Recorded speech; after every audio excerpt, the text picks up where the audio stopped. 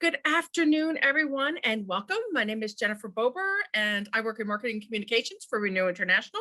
We are thrilled to have you with us for what is Parish Catalyst. Parish Catalyst is new to Renew, and so we want to share with you what Parish Catalyst is all about and how it can help you in your parish or your diocese. And we're going to hand things over to the program director for Parish Catalyst, John Pointevin, and he's going to start us off telling us how Parish Catalyst got started. Thank you, Jen. I want to just start by just telling you how Parish Catalyst got started and who we are and how we became a part of Renew. In 2011, Bill Simon was living out in California, Santa Monica area, and was just amazed at how great his parish was at St. Monica's in Santa Monica. And it just had such a profound impact on his life. And Bill began to wonder, why can't every parish be this great? And what could I do to help make parishes better? And so he began Parish Catalyst as a research endeavor. And they interviewed 244 Catholic leaders across the country and identified those parishes that were truly thriving. And in that research, began to compile data that identified key elements that cause parishes to thrive. And they identified 4 key elements of thriving parishes. And those are that they have shared leadership, they intentionally foster spiritual maturity, they excel on Sundays, they focus on having a great Mass experience, and they evangelize effectively. And those findings became his book, Great Catholic Parishes. There's still a few of these available on Amazon. Get them quick. I think there's like 100 left. But this book was published, I think, in 2015. Parish Catalyst in 2013 and 14 began to ask, how could we create a process to help more parishes excel in these 4 areas? And that was really how the outreach of Parish Catalyst began. We had our first learning community in 2014. Some great parishes were a part of that. St. Monica's was a part of it. Church of Nativity with Father Michael White was a part of it in Timonium. Father James Mallon was a part of that learning community. Bishop Michael Saporito, as a pastor, was a part of that learning community. So it was our launch, and it was quite a fantastic group of parishes. That was co-founded with Claire Henning, and she co-founded Parish Catalyst with Bill Simon, and they worked on the book and all the research together. And that was really how we were launched, based on research and a vision to see Catholic parishes thrive all around the country. So with that said, I want to start a slideshow with you to give you some more details of exactly what we do as Parish Catalyst and how we do it. Before I do that, I will just say one thing. A couple of years ago, Bill met Sister Terry Ricard at Renew, and they are both from New Jersey. Bill is from Morristown, and began to talk about the 2 ministries, and begin to see some real commonalities about a vision to make disciples, especially through small groups. And through that conversation, a really God-led process and relationship between the 2 ministries led to Parish Catalyst becoming a part of Renew International. So let me get to some more nuts and bolts of who we are and what we do, how we do it. And again, if you have any questions at any point in this process, just click that Q&A button, and we'll be happy to answer them for you. So our goal, our mission, the reason we exist is to encourage Catholic leaders to think creatively, act courageously, and renew the church. And everything that we do has that heart behind it. We believe that's how change happens. That's how renewal happens. That's really how innovation happens. in the parish. You could say that Parish Catalyst is a parish innovation organization with a focus on discipleship. We primarily do this through webinars, on-site workshops, and learning communities. And I'll take a moment now to explain each of those to you and how we do them. We do a webinar every month. Actually, our next Parish Catalyst webinar is a week from today, and it's on that area of excelling on Sundays, specifically focusing on hospitality. You know, as people are welcoming parishioners back and even guests back to the parish, hospitality is such a vital part of people feeling welcome and like they're a part of the community. That's our next webinar. But we have a library of over 25 webinars in different areas on different topics about what makes a parish thrive. So if you'll go to our website, parishcatalyst.org, the first thing that pops up is this opportunity to sign up for our monthly newsletter. And in that, you will also receive access to our entire webinar library. It's all free. Each of them are an hour, and they're a great resource for training staff or parishioners in different areas. So webinars are something we do every month. They're always free. Hope that you will join us on them sometime. The second thing I mentioned is on-site workshops. And these are Parish Catalyst coming to your parish. We use our process, our facilitation, our resources, but we use it around your vision. What do you want to accomplish with your parishioners? So you invite them together for a workshop or your staff members, and we help you create a unique custom workshop to fulfill the vision that you want to accomplish. We've done on-site workshops based on growing volunteers and developing volunteers. We've done them on hospitality, on reaching the next gen, staff health and harmony, small groups, but we also can do them custom to whatever you want us to facilitate. So just a few months ago, I went up to Christ Our Light Catholic Church in Princeton, Minnesota, who we're going to actually talk to the pastor later on in this webinar. And they wanted me to come in and facilitate a unique parish mission. You know, typically they have a couple of nights that they do their parish mission. They have a speaker, but they wanted something that was more interactive and really helped instill this discipleship vision. So I came and we did 2 nights there in the church. We did a little bit of speaking, and then we would break people into small groups, and they shared their faith journeys with each other. And so it was a very interactive, discipleship focused parish mission that they titled Igniting Faith Nights. Also we've done these workshops for dioceses. So every year, the Diocese of Rockford does a ministry day where they typically would in person bring together every parish leadership team in the diocese for a day of equipping and planning. Last year, I did this with them virtually online. We had, I think, over 80 parishes to join us, and it was just a phenomenal day.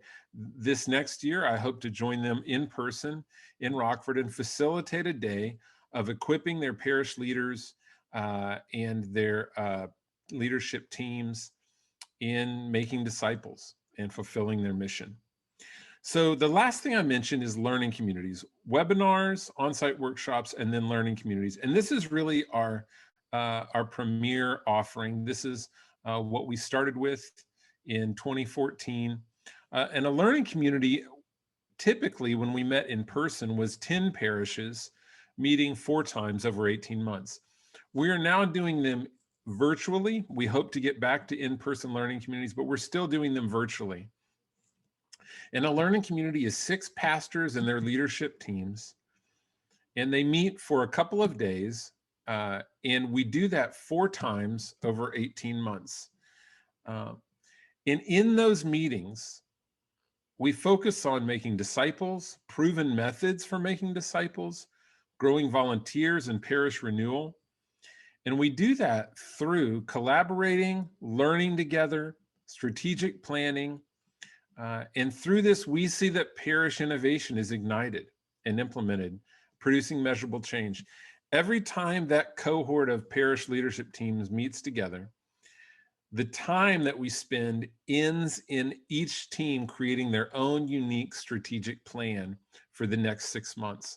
I think that's a very unique part of Parish Catalyst. Is you'll hear this again and again, but we don't give you the plan. It's not something that's highly prescriptive. We guide you in creating your own plan for your parish, because every parish is going through unique challenges. One may be in a building campaign. One may be kind of rebuilding, maybe have a bunch of new staff on board. They're all different scenarios that parishes are facing. And so we want to help you create a unique plan to the challenges that you're going through. The focus of these learning communities is what we call dynamic discipleship. And it's forming disciples that are growing, that are loving each other, that are serving, that are really active in their faith. And in order to do that, we must continually ask ourselves these three questions. What is a disciple? How are we making disciples? And is our way working? And throughout the 2 years that parishes are a part of Parish Catalyst, the 18 months, they continually ask themselves these questions, and we guide them through this. How are we doing at making disciples? Are we adapting to changes and challenges the way that we should? And is it really forming spiritual maturity in people's lives? These are the questions that really matter. You know, numbers don't always matter. They can be good, but they can also be just numbers that don't really equate to spiritual growth, right? So we want to measure things that matter. So I want to share with you now the process when we bring these teams together. What is our process like? And our process has really 5 key elements, and that is evaluating, learning, exploring, discerning, and planning. And I want to go through each of these and elaborate on them a little bit for you. First one is evaluating. We really can't know how we need to grow or how we're really doing if we don't take some time to evaluate. So we guide teams through a process of evaluating. How well are we making disciples? What's working? Where are we stuck? Where are we facing challenges? What are opportunities that we have in the future? What questions are we wrestling with? And we will evaluate the parish as a whole, but we will also dive in and evaluate different aspects of the parish in more detailed ways. And we also do peer evaluation, where you get feedback from other parishes and other leaders that could give you some insight into how you're doing. The second thing we do is we learn. We learn about key elements of disciple making. We learn about best practices. We learn about how disciples are made. And there's all different aspects to this, whether it be growing volunteers, reaching millennials and young adults, technology, leadership development, staff culture. There's all different aspects of learning that contribute towards becoming a great parish. We take that learning and we explore it. And so we'll take different things that we've learned and we will put your teams into little breakouts where you do exercises that help you explore this learning and these ideas, and ask yourselves, how could this apply to our parish? How could we utilize this to grow disciples more? You will do some kind of blue sky, out of the box dreaming and thinking about, what if we tried this? Or I know we tried that in the past, but it didn't, maybe we didn't try it well. Maybe we could bring back something in from the past that our parish just wasn't ready for at the time, but they are now. So this is an area where we really challenge you to be creative and to learn from the creativity of others and ask yourselves, what might be some opportunities for us that we have never tried before. After we just explore, we take all of this information from our evaluation, our learning, our exploring, and we ask ourselves, what is the plan that God has for our parish? What is the unique next steps that we need to take as a parish in order to grow and make disciples? And as your team spends some time prayerfully talking about these things, we guide you into a process of creating a strategic plan. And as I said, this strategic plan is unique to your parish. We don't tell you what you have to put on it. We don't have a program that you have to, like a cookie cutter program that you have to implement at your parish. You create your plan. Now, we may challenge you on it and encourage you to step outside of your comfort zone on some things. And we'll even do some peer consulting on plans of other parishes, you presenting your plan to them and them giving you some feedback on it. All of these things are to help us move out of where we're safe and comfortable, and if we're honest, sometimes stagnant, and move into stepping out in faith into some things that will actually produce results that we've never had before.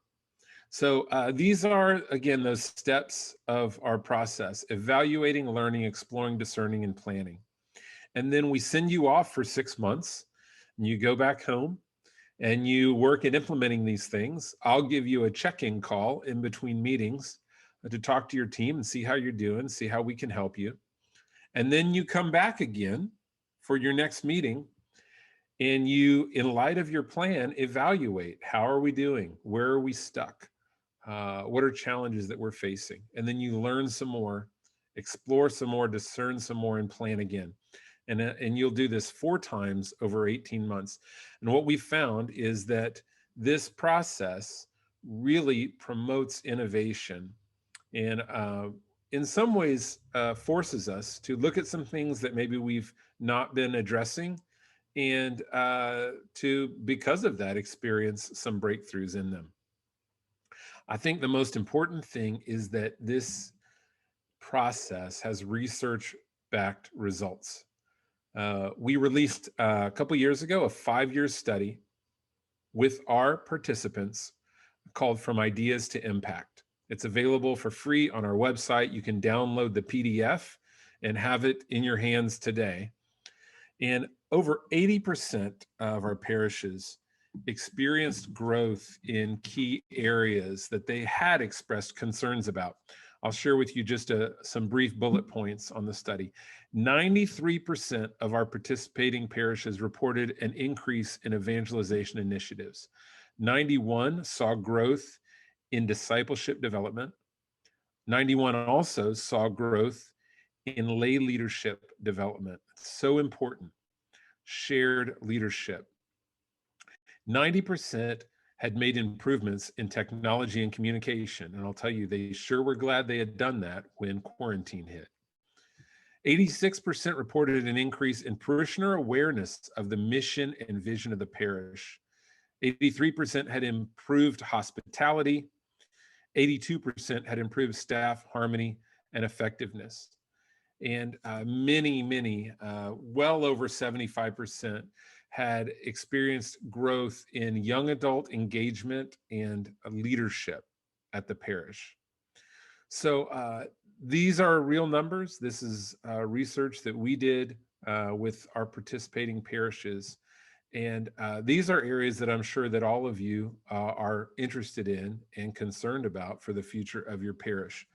So I just want to close out this conversation about learning communities with, why does it work? Why does our process work? And these are some of the key reasons that this process works. One is that it involves personal encounter. You know, we can't give away what we don't have, and we can't create a parish culture that we are not experiencing as leaders ourselves. So as we talk about discipleship and growing as disciples and making disciples, the teams, as they're participating, enter in on a personal journey, also growing as disciples. There is accompaniment. you are not on this journey by yourself. Not only are we with you as a Parish Catalyst team, but other parishes and staff are with you as well. You'll be connecting with people at other parishes around the country that work in the same area that you do. You'll be learning from them, and you'll be coming together with them every time to work together, plan together, learn together. And that's where a lot of collaboration takes place. The best ideas mixed with other great ideas really create the greatest ideas. And so a lot of times other parishes outside of the culture of our parish might have ideas and insights that we don't have. And we learn a lot from that. One thing that is really unique is in the midst of that collaboration, there is autonomy, that you are creating your own plan, you're creating your own adventure. We give you the freedom to do that. And you are accountable for your own adventure because you are the ones who created it.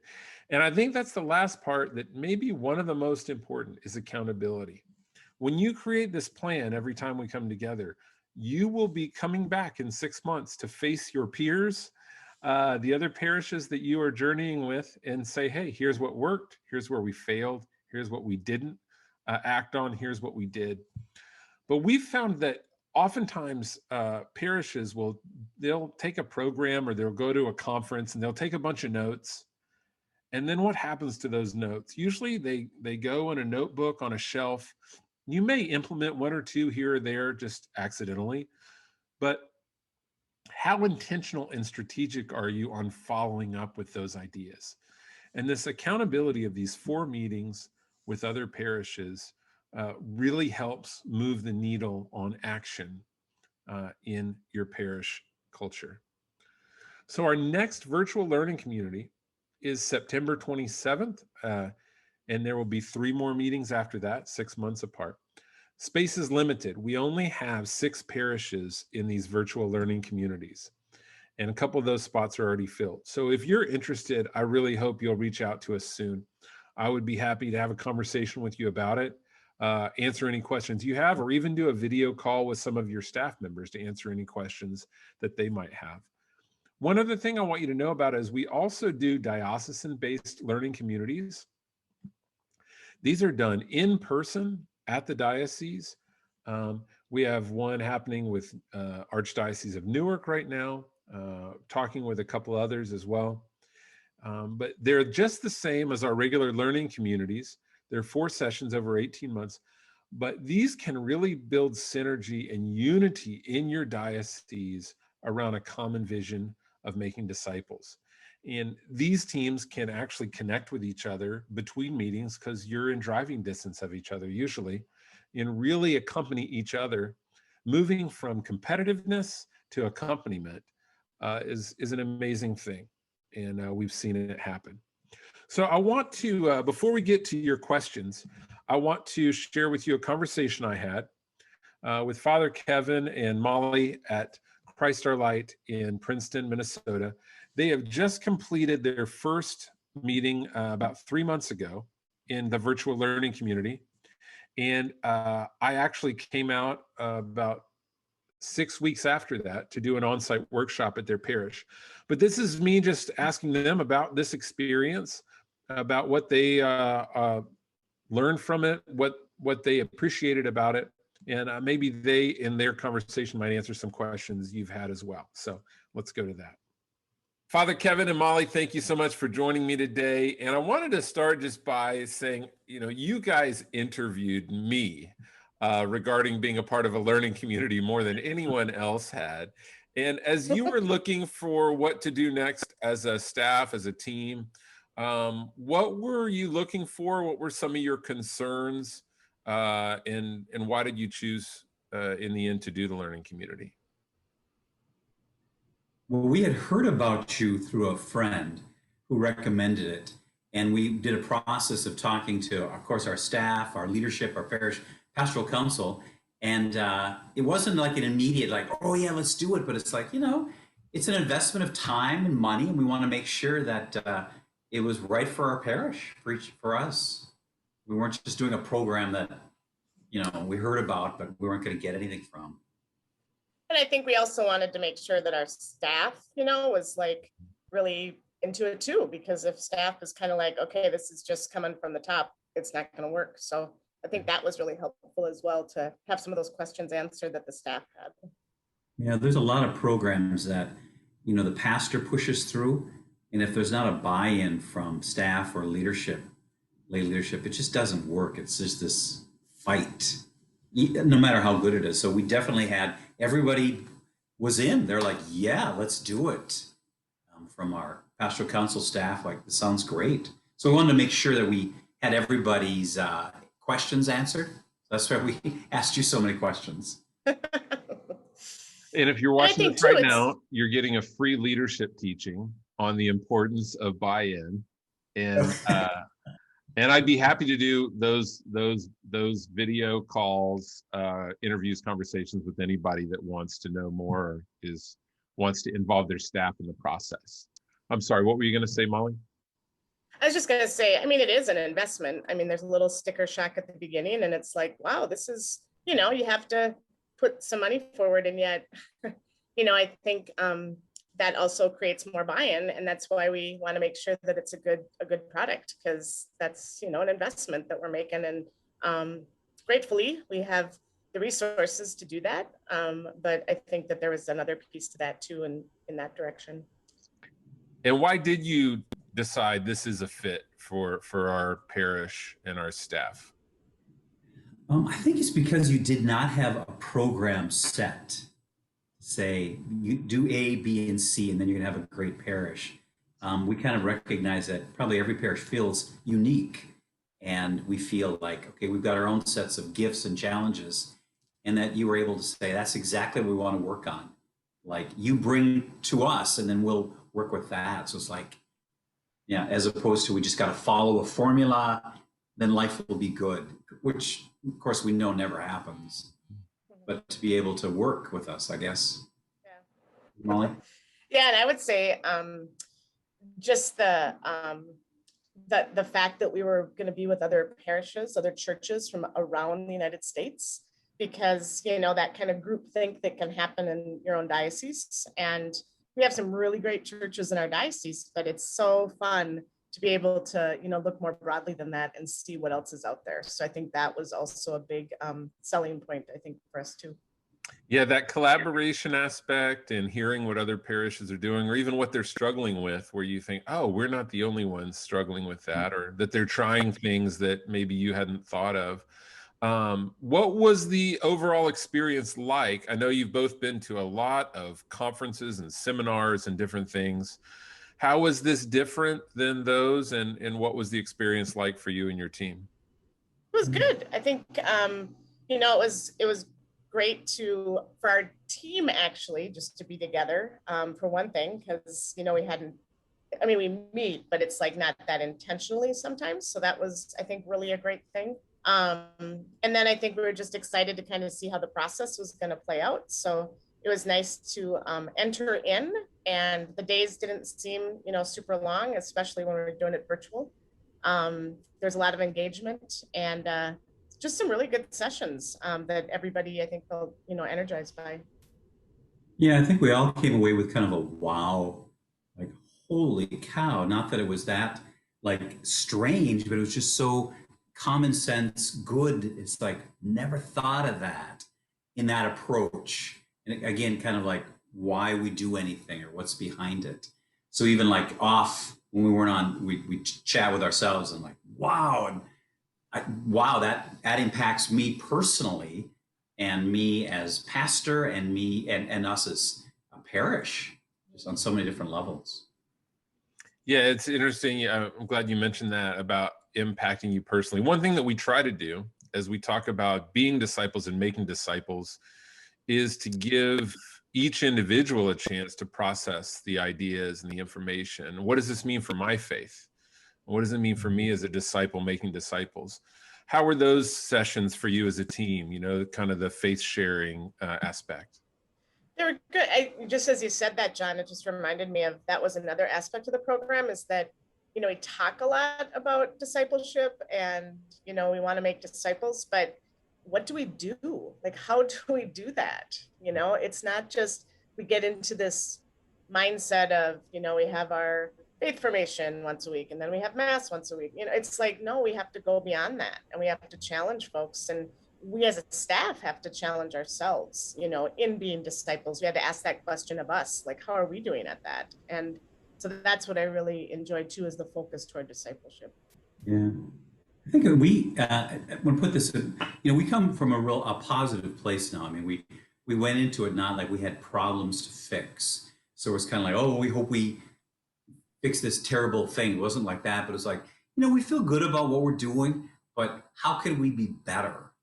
And just even thinking of like the stuff is like, then I'm like, wow, how can I personally be better? That's good information. I mean, like Molly, I think, you know, we do a good job, but it's like, holy cow, there's so much more that I could grow at. I've been a priest for 38 years and I like to think that I'm still learning. And this was just a great way for me to, I don't know, be honest about stuff that I gotta work on, just as pastor, as person of faith. Yeah, how else were you challenged by the process? I know that's a part that we really try to bring to it, is that people are both personally challenged and challenged as teams. How were you challenged through the process and maybe even the strategic planning at the end of the session? I think one of the things that you had suggested to us is look at the why we do something. And for me, just to look at, well, we do these programs or these services, like why? What is that? And why am I doing it? Just because we did it before, someone's asking me to do it, everybody else does. It's like, what's the thing going deeper in it? I think that's what caught me. Yeah, I would certainly piggyback off that. And then I would also say that just the, you know, kind of that whole strategic planning piece, you know, looking forward.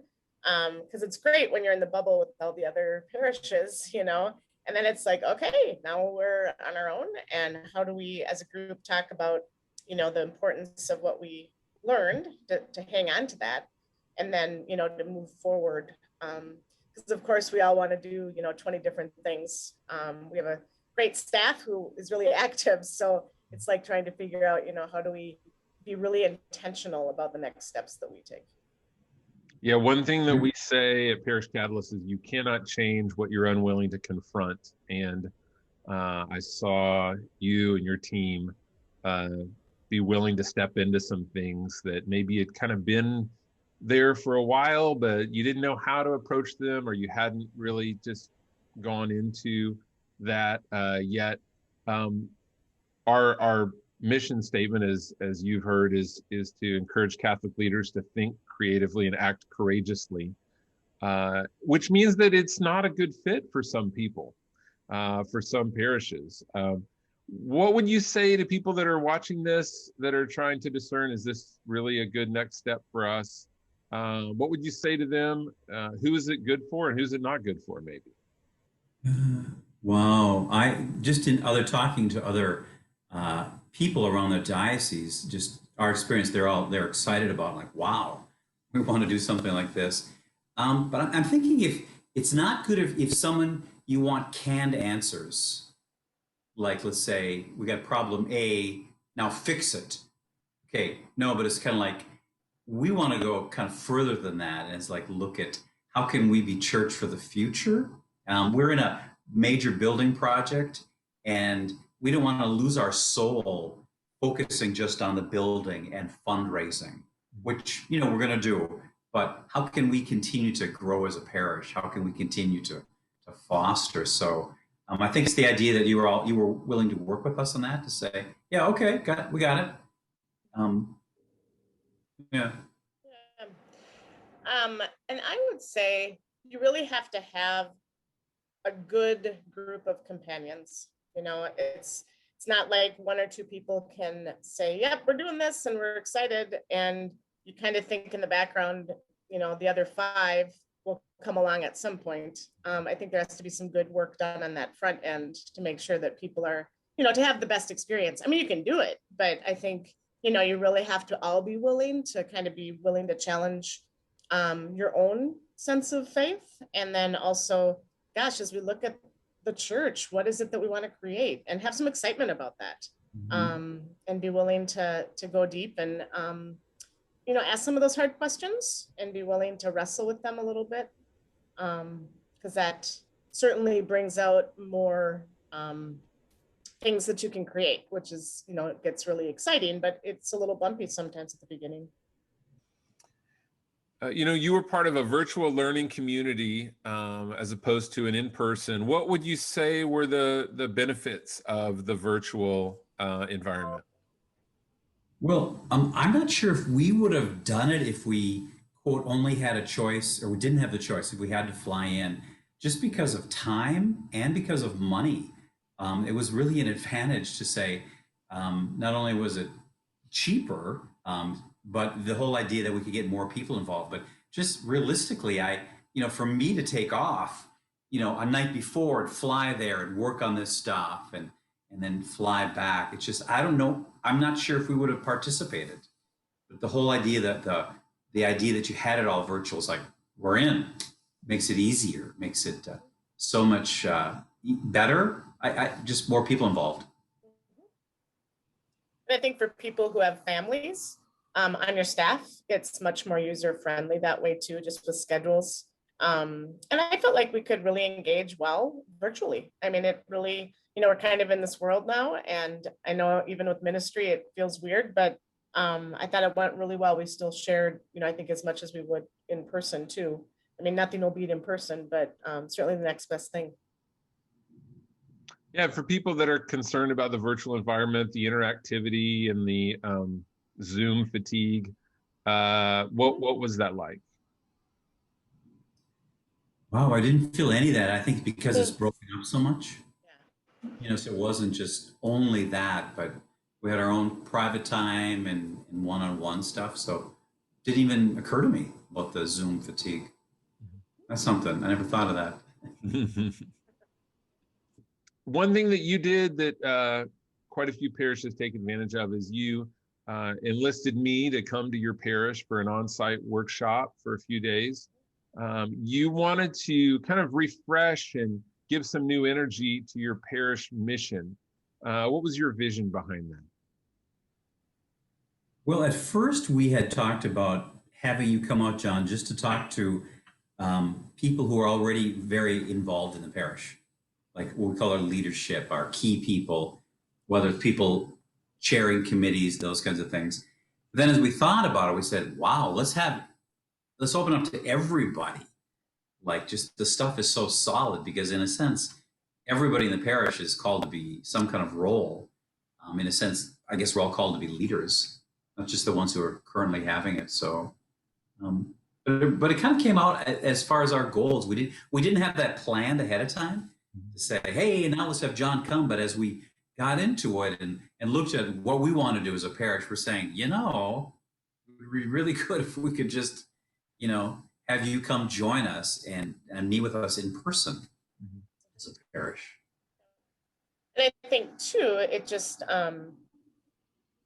was a way to get our goals going, so it was a nice, shot in the arm for that.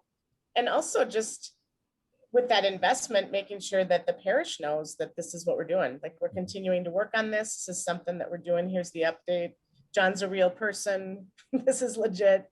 That they could share in that excitement, and also hopefully take some of the things we learned and also ask some of those questions, and then come to us and say, hey, why don't we do this? Or could we think about doing that?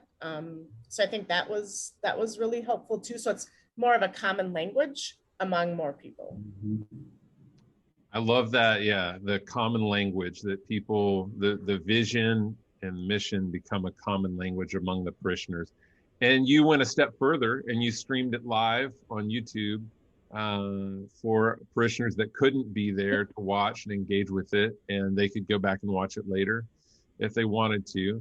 How is this different than previous parish missions? When I think of a parish mission, I think of people coming and sitting and listening, and then maybe like coffee and donuts afterwards. How was this different than that? How did it really involve your parishioners more? I mean, I think the big thing is just seeing the engagement. You know, they got together in groups, sometimes 3, 4, however many. And, you know, for a lot of them, it was like, wow, this is a really great way to get to know people around some really important topics, you know, and have the time and the setting to do that. And people really commented on that. Like, that was just so nice to be able to, you know, be together and really engage in some good conversations. I think that was definitely a high point. Yeah, I've been involved in a couple other parish missions. I actually have given a couple myself, and they have been more the style of come, here's a long talk, great talk, but then okay, goodbye. And this was more of like not the heady stuff, but like what's more practical. And like Molly said, I think it was when we broke up into small groups, and we didn't have the ideal situation because we were actually in our church. We would like to have been downstairs at tables, but because of the COVID restrictions, and we couldn't, you know, get everybody in if they were so far away. So this way they could sit apart if they needed to. It was just when we were, you know, the COVID stuff was lifting type of thing. Mm-hmm. But it worked. We said, you know, get together with people you don't know and answer this question. And the response we got from so many people is that was the talks were good, but that part about here I get to share, I get to hear, and I didn't think of that before. Yeah, it's so interesting you say that, because we put so much emphasis on the talks, the information, almost as if our parishioners are there to be entertained, you know. And what's interesting is, as you said, their favorite moments were connecting with each other. And I don't think we put enough value on that when we create our programs sometimes. And as you said, we were in the church, so they were in pews, but we still were able to get them throughout the evening to circle up every once in a while and have little, not long, like 15-minute conversations about different aspects of their faith. After that, the next day, we did a staff health and harmony workshop, which is always kind of, just as a facilitator, they're always feel kind of tricky going into, because you get a little bit of what the challenges are the staff is facing. And I don't know if you guys felt that way going into it, but how did that feel? What was that like for your staff? And how did it, how maybe were things different afterward than they were before? Well, I would say luckily, Father Kevin has done a great job of making sure that our staff has, I think we have about 3 or 4 days each year where we have a staff development day. So the plate had kind of been set, you know, we're kind of used to doing things like that, which is, you know, helpful, obviously, because we do get together and have good conversation. And sometimes it's on a serious topic, sometimes it's just fun. But it was good. And I will say just can I share one of the exercises, or is it a secret? No, that's fine. Sure. So we had, John had us each sit across from each other and share what it is that we needed from the other staff member, how they could serve us better. And wow, that was pretty powerful, but a really good exercise, I thought. That was one of the ones people really spoke about, you know, and was good. And I think there's been some good follow-up since then, because it was just a good reminder of kind of paying attention to what we all kind of need and the gifts that we have, and how people see us. And I think it's helped us definitely relate better to each other, because I think there's more depth of understanding there. So that was really good. Mm-hmm. I would concur with that. It was kind of almost like speed dating, where it's just a quick talk and you move on. What I liked about it is that I was not in charge. Mm-hmm. So it was like the fact of saying, okay, John, you take us, or you lead this, and to trust you with that, as opposed to, oh, you know, because, yeah, I mean, obviously I want to also be challenged, be deep in my own faith. And so many times when we do things, one of us in the staff will take a turn, like, okay, now let's focus on this or do this. And when you're doing that, it's a different mindset, because you're thinking of the next thing and how long is this going to take? And this way, just to participate was wonderful. And I will say, as a staff member, it's nice to have Kevin participate, just because then there is more that mutuality and collegiality. Not that it isn't there, but it just helps when that happens, because I know that he's relaxing more and entering in better. Yeah, I just did a staff retreat with a parish out in California, and that was really what the pastor commented was, he said, I was able to connect in a meaningful way with every one of my staff members. And it's because I wasn't running things, and I could just enter in with them as a peer and connect with them and hear that. It is, that exercise is called speed dating. It's not the airing of grievances, as some might interpret it. It is, how can I serve you better, is the question you ask each other in an open, humble way. How can I love my neighbor better, essentially? To just add to that, the exercises that we teach, both in the learning community and in the on-sites, these are exercises that you can bring back and repeat with your staff and do in other ministries and other programs. We really believe in that old adage in teaching people how to fish, that these are things that are transferable and repeatable throughout the future of the parish in helping grow your staff and your parishioners. Any other thoughts for the just the Parish Catalyst process? For those that are watching, it is such an unusual thing. It's kind of, you've got to experience sometimes to understand it. But any other thoughts for those that are watching that are curious about more? Well, we're just starting our involvement in it, and it says a lot that I think we're all excited about the next steps, as opposed to, we got to do another one. But it's already, just how more we're going to be challenged, and that says a lot.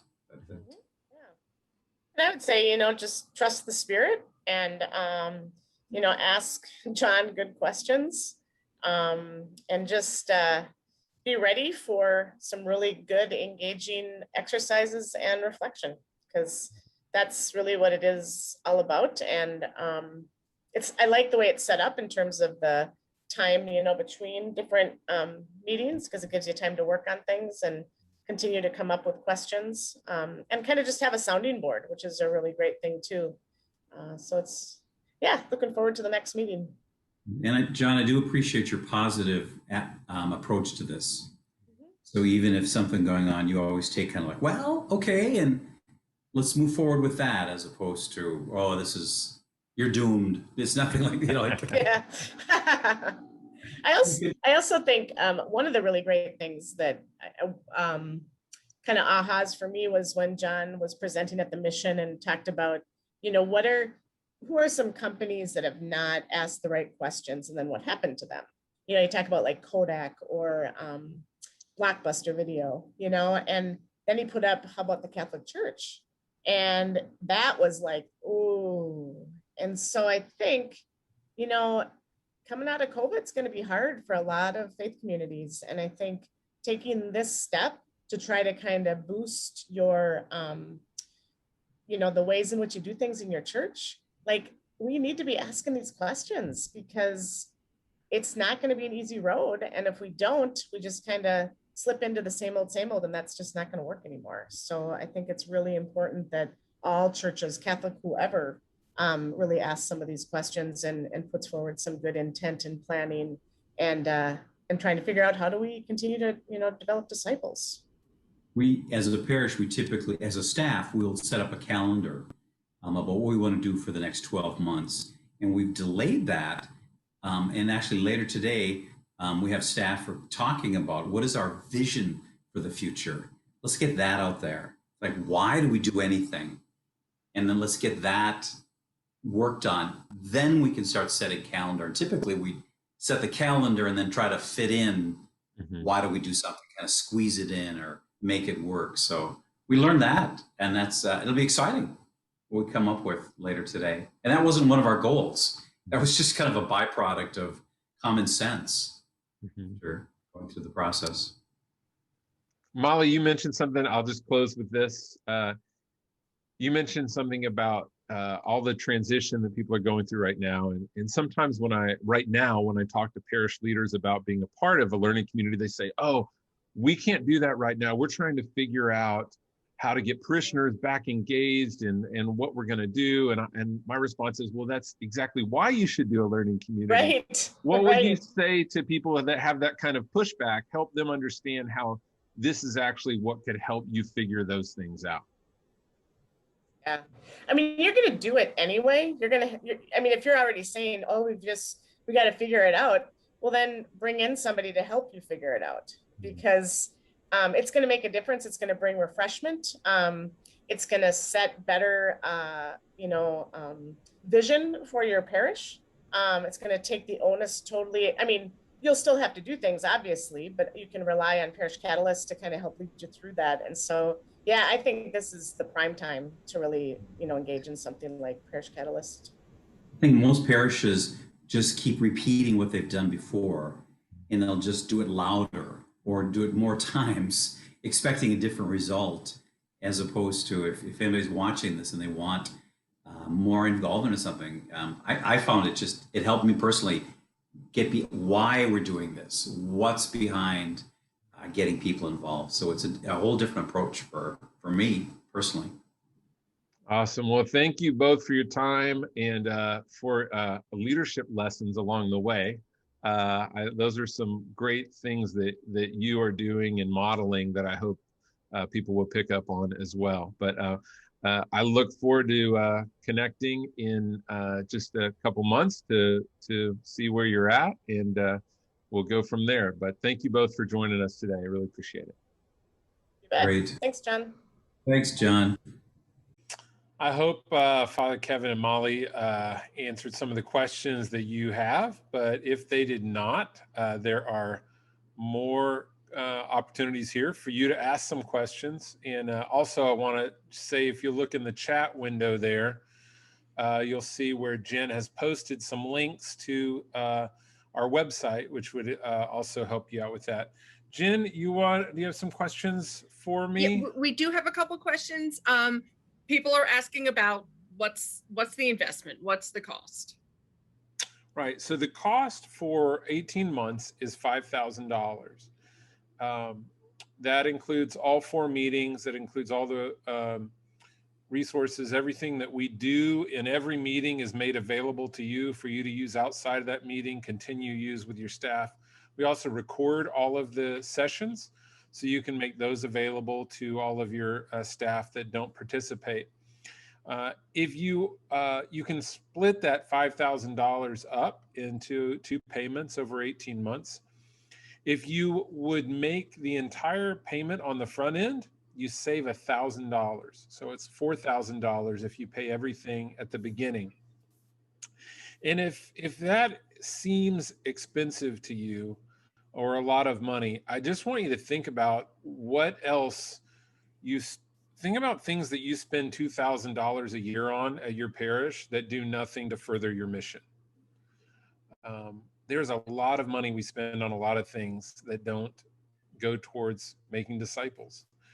So I also want you to think about, what is it worth for 18 months from now for you to have more young adults involved in leadership, for you to have more young families engaged in the parish life, for you to have a greater hospitality experience, for you to have improved leadership development and staff culture at your parish, for you to grow as a parish into becoming a more healthy and thriving organization.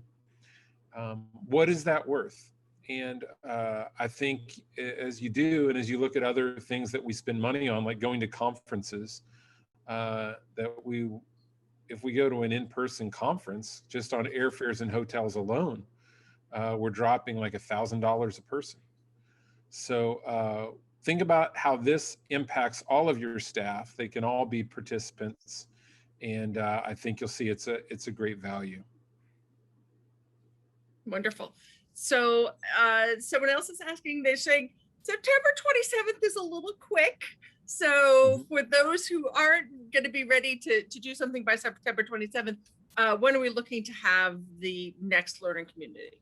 Yes, let me pull that calendar up right here. I'm And like, we I talked would about also, this. I can't remember.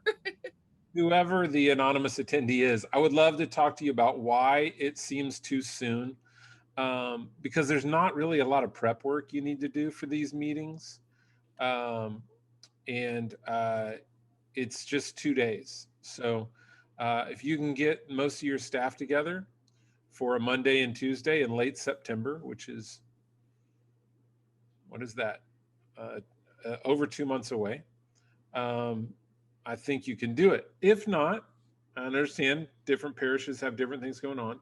We are looking at doing one that starts the 15th of November, which is kind of a cool time to start because in our first meeting there, we'll look immediately at Advent and Christmas and how you can implement some of these ideas right away in improving the Advent and Christmas experience at your parish for making disciples. So, but whoever asked that question, I would love for you to email me. I'd love to talk to you about scheduling and that sort of thing. Okay. Someone is also asking, is the post-participation research available to share?